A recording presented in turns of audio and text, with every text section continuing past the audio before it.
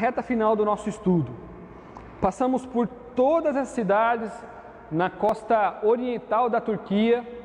Semana passada estávamos em Tiatira e hoje chegamos a Sardes.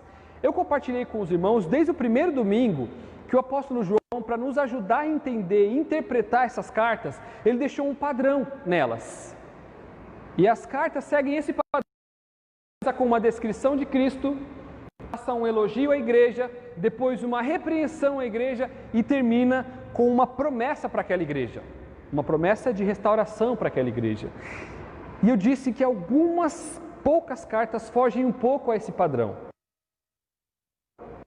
Para o lado bom, não há repreensão para a igreja de Pérgamo, mas Sardes foge à regra por um motivo não bom. Não há elogios à igreja de Sardes. E o que eu queria passar para os irmãos hoje, é que a gente vai conversar hoje, o que há para se dizer sobre uma igreja que não tem nenhum motivo para ser elogiada. O que acontece na vida dessa igreja, que essa igreja não merece nenhum tipo de elogio. Esses indícios de que ela não é digna de elogio são visíveis, são claros ou não? O que é que está acontecendo ali dentro? É isso que a gente vai ver aqui hoje. Do templo a Ártemis, que antigamente existia na cidade de Sardes, e algumas informações sobre a cidade são diferentes em relação às outras. Não há menção de perseguição à igreja de Sardes, nem por conta do império, nem por conta dos judeus, nem por conta dos pagãos. Eles não sofrem nenhum tipo de perseguição ali. É uma cidade muito rica, e a riqueza de Sardes é vinda de vários modos. O primeiro deles, através do comércio. Ela ficava no entroncamento da estrada imperial do Império Romano. Então todo mundo que queria ir em algum lugar do Império Romano, para a parte imperial do Império, tinha que passar por aquela cidade. Você tinha que passar por lá. Não era igual hoje, que a gente tem a Anguera, tem a Bandeirantes, tem a Fernão Dias, e tem várias maneiras de ir a São Paulo. Naquele tempo só tinha estrada imperial. Então você tinha que passar por Sardes.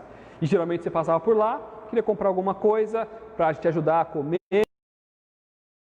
algum produto que só tinha lá. E também era muito rica porque ela tinha muitas piscinas, que eram chamadas casas de banho, tanto de água quente quanto de água fria. E isso iam até lá. E o contexto dos cristãos daquela cidade é que eles eram vacilantes, não eram cristãos fiéis. Vamos ver como o apóstolo João é inspirado pelo Senhor Jesus a escrever essa carta para a igreja de Sardes. Vamos ler juntos o texto agora? Ao anjo da igreja em Sardes escreve: estas coisas diz aquele que tem os 7 Espíritos de Deus e as 7 estrelas. Conheço as suas obras, que tens nome de que vives e está morto. Sê vigilante e consolida o resto que estava para morrer, porque não tenho achado íntegras as tuas obras na presença do meu Deus. Lembra-te, pois, do que tens recebido e ouvido, guarda-o e arrepende-te, porquanto, se não vigiares, vem como ladrão, e não conhecerás de modo algum em que hora virei contra ti. Tens, contudo, em Sardes, umas poucas pessoas que não contaminaram as suas vestiduras e andarão de branco junto comigo. Pois São Senhor será assim vestido, de vestiduras brancas, e de modo nenhum apagarei o seu nome do livro da vida. Pelo contrário, confessarei o seu nome diante do meu Pai e diante dos seus anjos. Quem tem ouvidos, ouça o que o Espírito diz às igrejas. Nesse domingo eu trabalhei com a revista atualizada porque ela está mais fiel ao texto original, tá? Primeiro, a nossa carta começa com uma descrição de Cristo. Geralmente as descrições de Cristo em Apocalipse são bem esquisitas, né? São figuras que a gente não consegue entender e às vezes tem dificuldade de explicar. São figuras de linguagem, maneiras que faziam sentido, expressões que faziam sentido para o autor da época escrever para o leitor da época. Eu dei um exemplo aqui, quando você diz, eu estou morrendo de dor de cabeça. Você não está morrendo, você está com muita dor de cabeça e você achou uma maneira de explicar isso. Eu estou morrendo de fome, você não está morrendo, você está com muita fome, você está querendo explicar isso. Eu estou careca de saber, eu estou mesmo, mas o que a gente quer dizer é que a gente sabe muito no assunto. É isso que ele está querendo dizer aqui. O número 7 durante todas as Escrituras, Antigo e Novo Testamento, tem a ver com plenitude, com algo completo ou com algo pleno. E a menção aos Espíritos de Deus não é que Deus tem 7 Espíritos, mas é que Jesus tem a plenitude do Espírito para oferecer para aquela igreja. Só o Senhor Jesus tem a plenitude do Espírito para oferecer para aquela igreja. E só essa menção já ia levantar uma anteninha na igreja de Sardes. Geralmente, quando o Espírito Santo é mencionado, fala-se sobre avivamento ou reavivamento. E por que se é necessário um avivamento ou um reavivamento? Porque alguma coisa está morta ou está morrendo. Essa menção já levantaria as anteninhas dos crentes da igreja de Sardes. E ele continua. Aquele também que tem as 7 estrelas. Nos versículos 16 e no versículo 20, João explica para a gente o que são as estrelas. Ele diz, as estrelas são os pastores da igreja.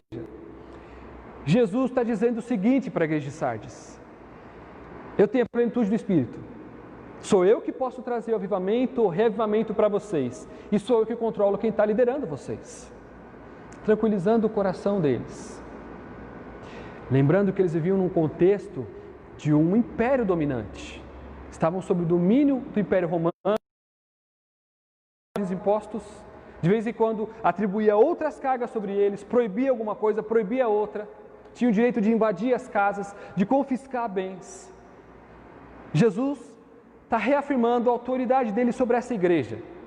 E principalmente, a autoridade vinda daquele que pode trazer vida, que como a gente vai ver, estava se perdendo. E olha o que ele diz. Conheço as suas obras. Apenas 2 cartas em Apocalipse, em apenas 2 cartas, o apóstolo João não enumera essas obras. Sardes é uma delas. Geralmente ele fala, conheço as suas obras, e você é fiel, é amoroso, é isso e aquilo. Conheço as suas obras, e você se recusa a fazer isso, isso, aquilo. Aqui ele não enumera, ele já parte direto para uma acusação. E vale lembrar a vocês, esse conheço é um conhecimento de testemunho ocular, de quem está no meio. Eu conheço porque eu estou vendo. E olha o que ele diz sobre essa igreja. Vocês têm nome de que vives, ou fama de que vives, que é o que está na NVI, fama de que vives, mas está morto. De fato, a igreja de Sardes tinha uma fama que corria em todas as igrejas do primeiro século, de que ela era uma igreja muito boa, muito ativa. Porque era uma igreja muito rica, ela tinha condições de empregar muitos ministérios e fazer muitas coisas. E aqui é uma acusação que o Senhor Jesus faz a eles. Vocês têm apenas o nome de que vives, mas você está morta. Interessante que para um contexto de uma medicina tão rudimentar como era há mais de 2000 anos atrás, o que era morto era morto. Hoje em dia a gente conhece termos como morte cerebral, morte dos órgãos, coisas do tipo. Naquele tempo não tinha meio termo. O Senhor Jesus, como anda no meio da igreja, diz para os crentes de Sardes: eu conheço vocês, eu sei o que vocês fazem. Vocês têm por aí a fama de que vocês estão vivos e que são muito atuantes, mas eu sei que essa não é a realidade de vocês. E aqui já começa, além de levantar a anteninha, acende algo no coração dessa igreja. É o próprio Deus que está fazendo essa acusação para eles. A sua fama para mim não significa nada. E vamos ver como ele mostra isso. Não há elogios à igreja de Sardes, então nós vamos direto para a repreensão. Primeira repreensão: ser vigilante e consolida o resto que estava para morrer. Essa expressão ser vigilante fazia muito sentido para os crentes e principalmente para os habitantes de Sardes. Eu já disse aqui que a carta é tanto para a igreja quanto para a cidade. Tem elogios e acusações para os dois lados. Nesse caso, acusações para os dois lados. Ficava no alto de uma colina que tinha um precipício nas costas dela, da cidade. E eles cercaram a cidade com uma muralha muito alta. Qual a primeira coisa que eles pensaram diante de uma posição geográfica tão privilegiada? Nós estamos seguros aqui dentro. Ninguém nunca vai nos atacar. E por isso, abriram mão de vigiar a cidade, de colocar vigilantes nos muros das cidades. Por 2 vezes eles foram invadidos. A última delas, pelo imperador romano. Lá no século II a.C. Ele está lembrando aqui, ou fazendo jus à memória daqueles habitantes. Por causa da falta de vigilância de vocês, 2 vezes vocês foram invadidos e tomados por um império estrangeiro, que está controlando vocês até hoje. Então ele está acusando a memória deles. Não repitam o mesmo erro. Não se achem superiores. Que vem a vocês, não acham que vocês já venceram pela posição que vocês têm. Sejam vigilantes. E consolida o resto.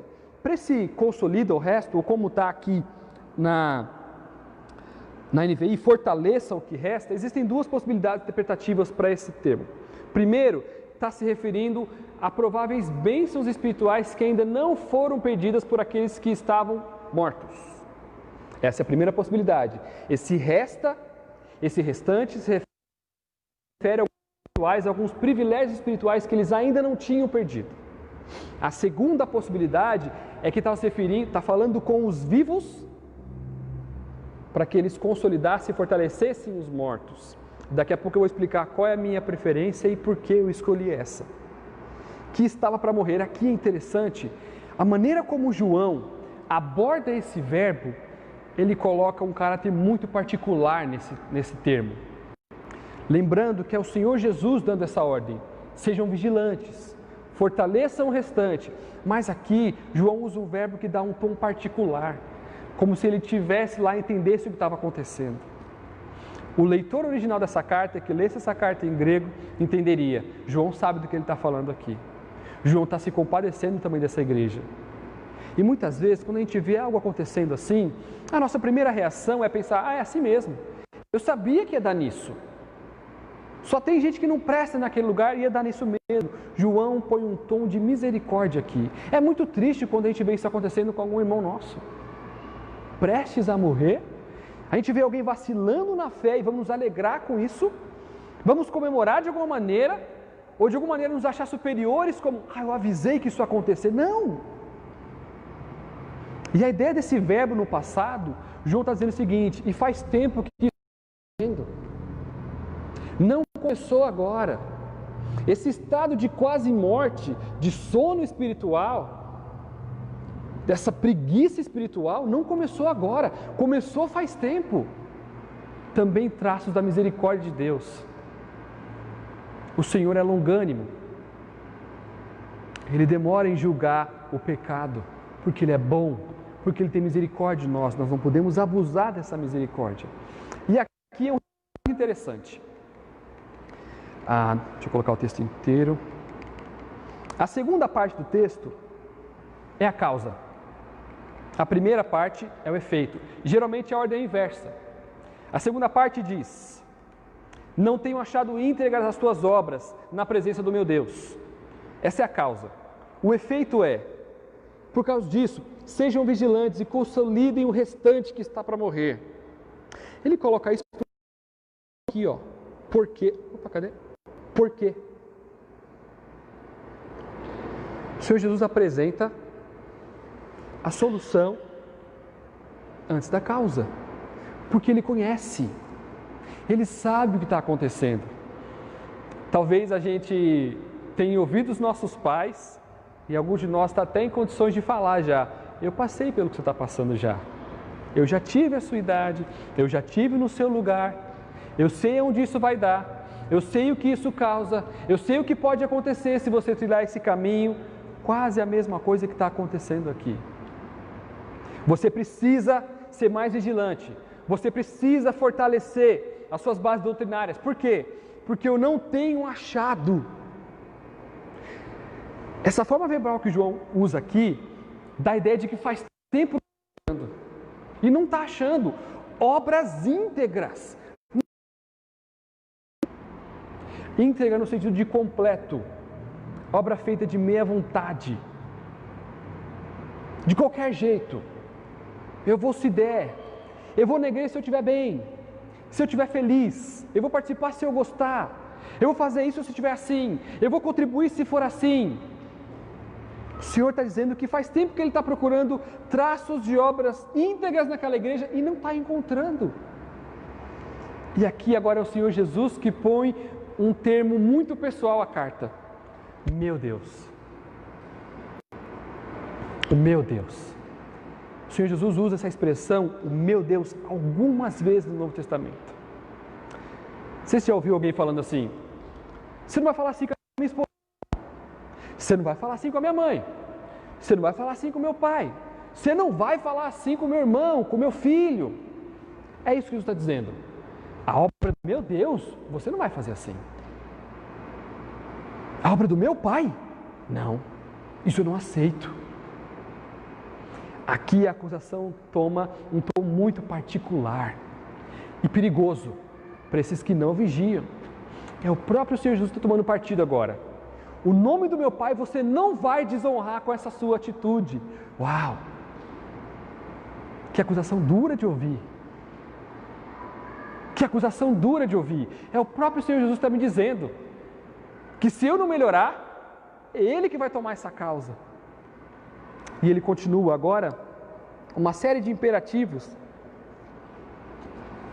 para ajudar essa igreja a entender o que eles poderiam fazer para sair desse estado.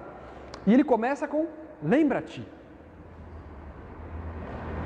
Esse verbo lembra-te, ele é conjugado também remetendo a um passado distante, não um passado recente. Ele está as Escrituras. E aqui é interessante, eu coloquei em cores gradativas para a gente ver que João no original propõe uma progressão gradativa para esses verbos. Lembrem-se da mensagem que vocês têm recebido passivamente. Você ouviu, você não foi agente de maneira nenhuma isso. Você só ouviu a mensagem. Agora o ouvir, ele mescla passividade e atividade. Lembra que eu já falei para vocês, tanto na literatura hebraica, quanto na literatura grega, quanto no pensamento oriental, não existe ouvir por ouvir. O ouvir está atrelado a fazer. Então vocês receberam passivamente, vocês ouviram passivamente, mas também tem que ter prontidão em ouvir e guardar isso. E principalmente isso tem que virar arrependimento. É uma progressão de verbos que João está mostrando para a gente. Como que a gente se livra desse... Lembra da mensagem do Evangelho. Lembra do que vocês ouviram. Lembra do que vocês receberam. Seja urgente em guardar isso no seu coração. É mais importante memorizar texto bíblico do que música. É mais importante memorizar texto bíblico do que qualquer poema. E se arrependa. Põe em prática o que você está aprendendo. Coloca isso para fora. De alguma maneira, coloque em prática o que você está ouvindo. Porquanto, se você não fizer isso, se você não tomar esses passos, eu virei a você como ladrão, e você não conhecerá de modo algum em que hora eu virei contra ti. Essa não conhecerá de modo algum é a maneira grega mais enfática de negatividade, de expressão. Jesus está dizendo, para esses que não vigiam, eu virei como ladrão. E não tem jeito deles entenderem isso. Eles nunca vão saber isso. Interessante que ele não diz o seguinte, se você não vigiar, portanto, se você não se lembrar, se você não se arrepender, se você não ouvir, se você não guardar, se você não receber. Não. O portanto está ligado ao vigiar. Começa antes. Guardar o nosso coração vem antes de tudo isso. Porque diariamente nós enchemos o nosso coração de todo tipo de informação, de todo tipo de coisa, menos da palavra de Deus. Enchemos a nossa mente com todo tipo de informação, de aprendizado, mas não com a palavra de Deus. Essa é a chamada de atenção de João para essa igreja. Se vocês não vigiarem, se não começarem lá atrás, eu virei como ladrão. O apóstolo Paulo diz que para aqueles que vigiam, para aqueles que são fiéis, a volta do Senhor não será como ladrão, porque a volta de Jesus é uma esperança para esses. Para esses que não vigiam, que não estão nem aí com a vida, isso traz temor. Para aqueles que vigiam, esperança para o coração. O meu Redentor em breve vem para me buscar, para me livrar desse mundo terrível, Para quem não vigia, é o medo. Eu quero ficar mais aqui porque isso aqui é muito bom. Cuidado. É a mensagem de João para a igreja. Então ele vai à promessa. Olha o que ele diz. Tens, contudo, em Sardes umas poucas pessoas que não contaminaram as suas vestiduras. Durante a semana, estudando esse texto, eu cheguei a anotar lá, falei, isso é um elogio? Quem aqui gostaria de receber um elogio desse? Ó, tem alguma coisa aí que presta ainda. Isso não é elogio, isso é uma vergonha.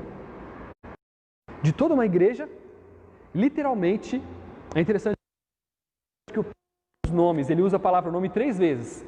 A palavra que ele usa lá em cima, no início do texto, para dizer, você tem nome de quem vive, mas está morto. E agora, tem uns poucos nomes que não se contaminaram. E depois, lá no final do texto, ele vai dizer de novo, de modo nenhum apagarei o seu nome do livro da vida. Contaminação, para um oriental, é a coisa mais importante da vida dele. A tradição, inclusive religiosa oriental, é muito mais oral do que escrita. Você deve ter visto já na televisão ou na internet aqueles países em que se come com a mão. Já viram? Eles não usam instrumentos, eles comem com a mão. A gente teve a oportunidade no seminário de participar de um jantar de um país desse, né? Tinham pessoas que moraram lá já e fizeram pra gente. Bangladesh. E eles comem com a mão, então a gente teve que sentar no chão.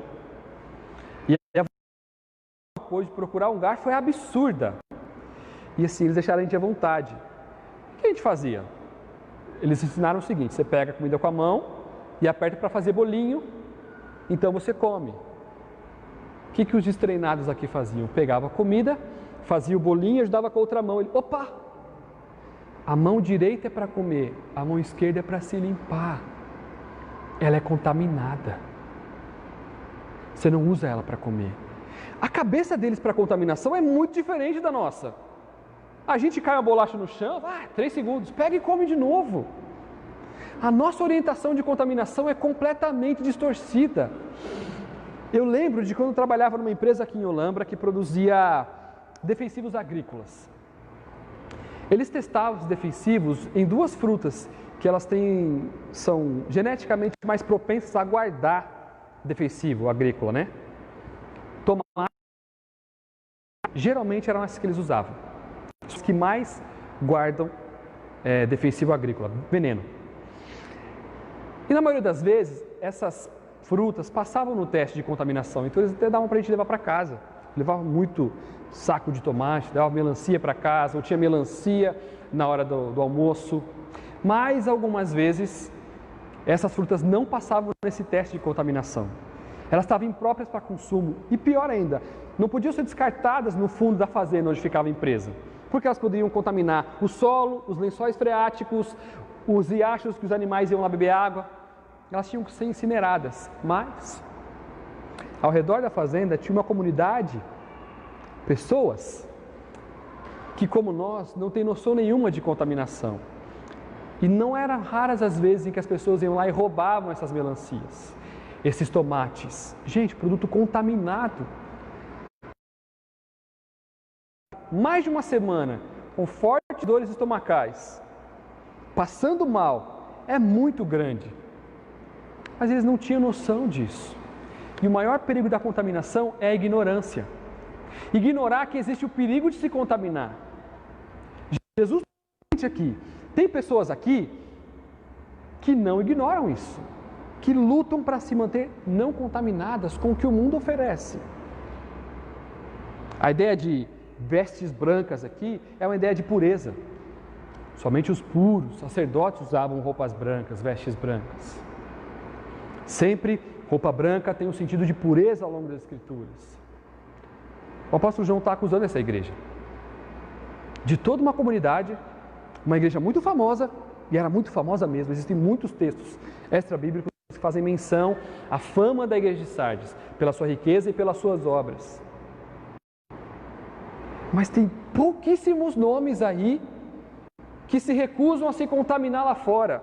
E olha o que é mais vergonhoso ainda, num contexto em que não existia perseguição. E talvez é o maior perigo. Quando você está mais acomodado, é que você se esquece de vigiar que você não se lembra do perigo da contaminação, que você não se preocupa com os perigos do mundo. Então, a promessa final à igreja.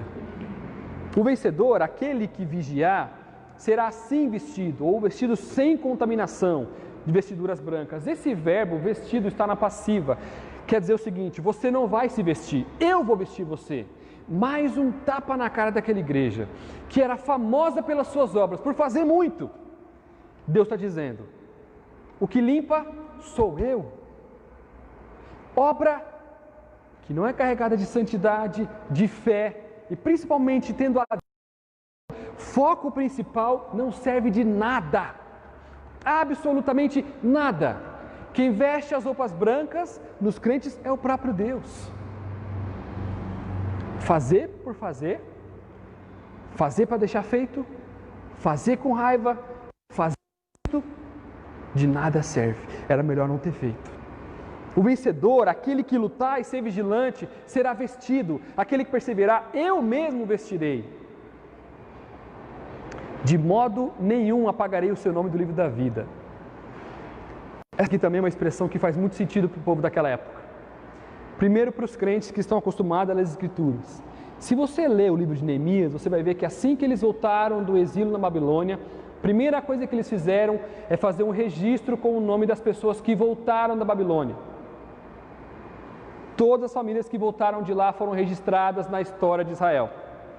Se você Jeremias e outros profetas, principalmente Jeremias, você vai ver que os falsos profetas, aqueles que falavam, que estavam falando em nome de Deus, mas não eram de Deus, tinham o seu nome apagado dos registros. Também era costume do Império Romano apagar o nome daqueles que cometiam crimes dos registros oficiais. Aquela pessoa deixava de existir para sempre. César fazia o mesmo com quem se recusava a adorar ele mesmo como imperador. Apagava aquela pessoa do mapa, inclusive apagando o nome dela de todo o registro histórico. Aqui o Senhor Jesus está garantindo para eles: nunca o seu nome vai ser apagado do livro da vida. Eu estou garantindo isso para você, porque Ele tem o controle da igreja, porque Ele tem a plenitude de Espírito, porque Ele é Deus, Ele dá essa garantia. Ao contrário do que estão acostumados a ver, em que o seu nome não vale nada. Qualquer momento, por qualquer recusa a submeter ao que o mundo oferece, você pode ter o seu nome apagado ou não ter o seu nome famoso. Pelo contrário, aqueles que perseveram com Deus nunca terão o seu nome apagado do livro da vida, o livro mais importante. E eu diria o único importante. Pelo contrário, confessarei o seu nome diante do meu Pai e diante dos seus anjos. O Senhor Jesus utilizou essa frase, declarou essa sentença algumas vezes. Aquele que me honrar, eu honrarei. Aquele que me confessar diante dos homens, eu confessarei diante de Deus. Aquele que me negar diante dos homens, eu negarei diante de Deus. Esses vigilantes, esses que insistem, pelo contrário, seus nomes não serão esquecidos. Eu confessarei o seu nome diante do meu Pai. Ele é um dos meus. Servo bom e fiel, entra no gozo do meu Pai. E para terminar, a expressão que basilar de todas as cartas.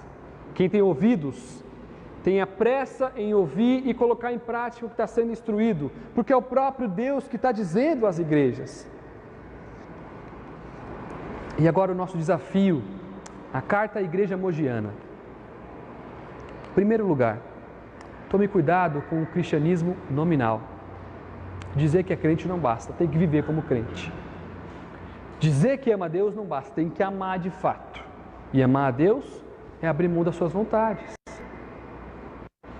O apóstolo João também diz que aquele que ama a Deus demonstra isso amando o seu irmão também. Não basta dizer que acredita na Bíblia, se você não lê e não põe em prática. Cuidado, era o que estava acontecendo com essa igreja. Você tem fama de que vive. Os seus vizinhos te veem todo domingo saindo de manhã indo para a igreja e voltando. Eles ouvem de vez em quando você coloca o hino no volume alto. Mas isso é muito vazio se você não obedecer a Deus. Isso é muito vazio se o seu coração não estiver diante de Deus, se o seu coração não estiver completamente entregue a Deus. E aqui um outro alerta Cuidado com uma atividade espiritual sintética. E aqui as mulheres entendem melhor que os homens isso aqui. Quando você vai numa loja, existe uma diferença muito grande entre uma bolsa de couro e uma bolsa de couro sintético. Atividade espiritual camuflada, parecida com a original, mas não é. Vale muito menos? Não, não vale de nada. Cuidado com a atividade espiritual sintética. Coração devoto a Deus. Coração de fato, todos os dias diante de Deus, com as suas falhas, mas procurando obedecer. Com pecados, com dificuldades, mas todas de Deus. Perigos que nos assombram todos os dias. Cristianismo nominal, só dizer o que é e não viver. Atividade espiritual sintética, para que os outros vejam. É muito parecido com o original. A pessoa ora como um crente, mas não é crente. Ela tem o vocabulário crentez, mas não é. Fala como se fosse, mas não tem o seu coração completamente entregue a Deus. E aqui eu queria destacar agora alguns desafios para a gente. 3. O Senhor Jesus diz: não achei suas obras perfeitas aos olhos de meu Deus. O texto original diz: diante do meu Deus. Esse termo, coram Deo, é um termo cunhado pelos puritanos. Significa o seguinte: os puritanos entenderam que não existem áreas ou departamentos da nossa vida em que Deus se importa. Não existem coisas só. Todo momento estamos diante de Deus e por isso temos que tomar cuidado. Todo é um livro aberto diante de Deus. Isso é tão antigo que a primeira pessoa da humanidade fez isso também. Quando ela pecou contra Deus, a primeira coisa que ela fez foi se esconder atrás de uma árvore. Porque na cabeça de Adão e de Eva, atrás daquela árvore Deus não era soberano. Ah, que engano. Isso é tão patético que às vezes a gente faz a mesma coisa, a gente acha que existem árvores que nos escondam da presença de Deus. Não existem lugares em que Deus não está com seus olhos fixos todo o tempo. É por isso que temos que ser vigilantes. Ele está o tempo todo com os olhos fixos em nós, observando tudo que nós fazemos, julgando tudo que nós fazemos. A vigilância. Irmãos, é muito perigoso quando o crente se acha super-homem. Tem um livro que trata sobre, eu esqueci o nome do autor agora, ele trata sobre o perigo do burnout. É um termo que surgiu não há tão pouco tempo atrás, mas de pessoas que estão estafadas de muito trabalho, de não considerar descanso, de não tirar tempo para outras coisas. E ele diz o seguinte: o problema dessas pessoas que passam por isso não é que elas se esqueceram de que Deus é Deus, mas que elas se esqueceram de que eles são apenas homens. Isso vale para a gente. Você é só um homem pecador. Se você não colocar cercas em volta do seu coração, se você não colocar cercas em volta do seu relacionamento com Deus, você corre sério risco. Você não é super crente. Eu não sou super crente. Todos nós precisamos estar em constante vigilância daquilo que acontece à nossa volta. Das ciladas, como eu tenho falado aqui, das ciladas que Satanás tem colocado diante da nossa vida. Precisamos ser vigilantes. E aqui eu vou explicar a minha preferência por aquele texto. Lembra? Consolida o restante, que está lá no versículo 2, ser vigilante e consolida o restante. Na minha opinião, ele está se referindo a pessoas que estavam quase mortas espiritualmente dentro da igreja. Sabe por quê? Porque essa palavra que João usa aqui para estar atento, dá a entender que João está dizendo o seguinte: comece a fortalecer porque você já estava atento. Esse estar atento não é a partir de agora. Aqueles que já estavam atentos, continuem a estar. Parece que João está separando um grupo de pessoas que estavam ligados no perigo que é o mundo e das ciladas que o mundo oferece, e de outro grupo dentro da igreja que tinha completamente esquecido disso. Vivia a vida do jeito que quer. Então, para mim, João está se referindo às outras pessoas. Você ajude outras pessoas a voltarem desse estado de letargia espiritual, de quase morte espiritual, de sono espiritual. Seja vigilantes e ajude esses. Como? Escrituras. Lembra aquela progressão que eu mostrei? Lembre-se da mensagem de Deus, que vocês têm recebido o sermão, a palavra de Deus pregada. Ouçam, não entrando no ouvido e saindo pelo outro, mas tentando guardar isso que você está ouvindo, colocar em prática, se arrepender dos seus pecados todos os dias. Parte do não ser um crente com fama de vivo, mas morto, é a meditação nas Escrituras. É o que nós fazemos aqui. Nós lemos as Escrituras, nós cantamos as Escrituras, nós oramos as Escrituras, nós pregamos as Escrituras. A nossa vida tem que estar completamente mergulhada nisso aqui. Tem que estar na ponta da nossa língua. Mas como vai estar se a gente não lê? Como vai estar se a gente gasta tanto tempo com outras coisas na nossa vida e não com o que importa de fato? Vira e mexe, nós passamos situações na nossa vida em que a gente não sabe que decisão tomar, está meio perdido, meio desconfiante e teve a resposta o tempo inteiro diante dos seus olhos. Mas pouco a pouco, por causa dessa letargia que vai calcificando o nosso coração, a gente se esquece do poder das Escrituras, do quão preciosas elas são. E para finalizar, santidade. A contaminação é perigosa. Sabe aquele exemplo que eu falei das pessoas em volta da fazenda e que talvez ficaram semanas, como a gente teve registro, ficaram semanas passando produtos com alta quantidade de veneno? Talvez esteja acontecendo com a sua vida espiritual agora. Você está não semanas, meses, anos. Isso não passa. Porque você está procurando um remédio em lugar errado. Você está procurando remédio onde ele não existe. Vigie o seu coração. Cuidado com o modo que você vive. Cuidado com as contaminações que você tem trazido para a sua vida, para o seu casamento, para a sua família. Busque viver em santidade. Santidade é justificação posta em prática. Você é justificado em Cristo. Você não obedece a Deus para ser santo. Você obedece a Deus porque Deus te deu capacidade de ser santo. O sacrifício de Jesus na cruz é que nos possibilita essa luta diária contra o pecado. Você não tem que passar por isso sozinho. É difícil? Não é difícil, é impossível. Todos os dias clame a Ele. Senhor, me ajuda. Eu quero viver de modo digno do Senhor. Eu quero usar essas roupas brancas. Eu quero não me contaminar, mas sozinho eu não consigo. E eu te garanto que o Espírito Santo vai te consolar e vai te ajudar na sua luta. Meu irmão, insista. Persevera que vale a pena. Você não está sozinho. Em primeiro lugar, você conta com o Espírito Santo, com o Senhor Jesus. Em segundo lugar, conte com cada um de nós aqui. Todos nós passamos por lutas da mesma maneira, talvez até lutas iguais. Mas talvez o momento da vida do seu irmão do lado agora, ele está um pouquinho mais forte que você, ele pode te ajudar. O arrependimento também passa pelo reconhecimento da nossa fraqueza. Não há como se arrepender se você não reconhecer que precisa de ajuda. A minha oração é para que o Senhor Jesus, o Espírito Santo, aponte isso em seu coração. Possamos nos beneficiar da misericórdia dele que sempre se renova nas nossas vidas. Baixe sua cabeça, eu quero orar por você e com você.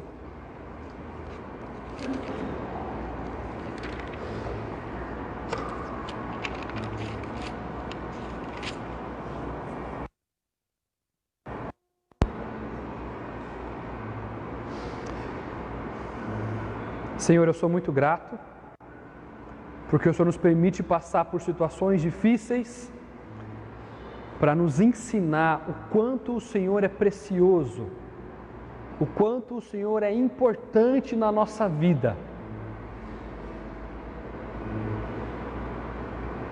Deus, esses sinais, esses alertas são muito mais rápidos em nosso coração quando nós estamos próximos do Senhor.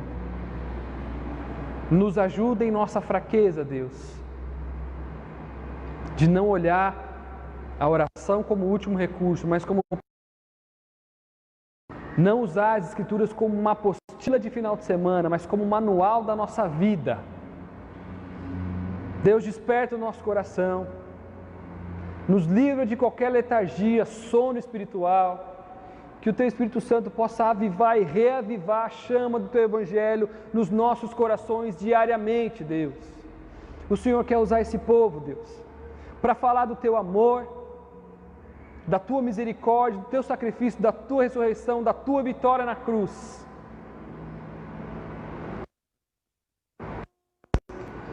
O Senhor quer trabalhar em nossa vida, Deus, para que possamos ser perfeitamente usados pelo Senhor. Desperta o nosso coração para isso, Deus.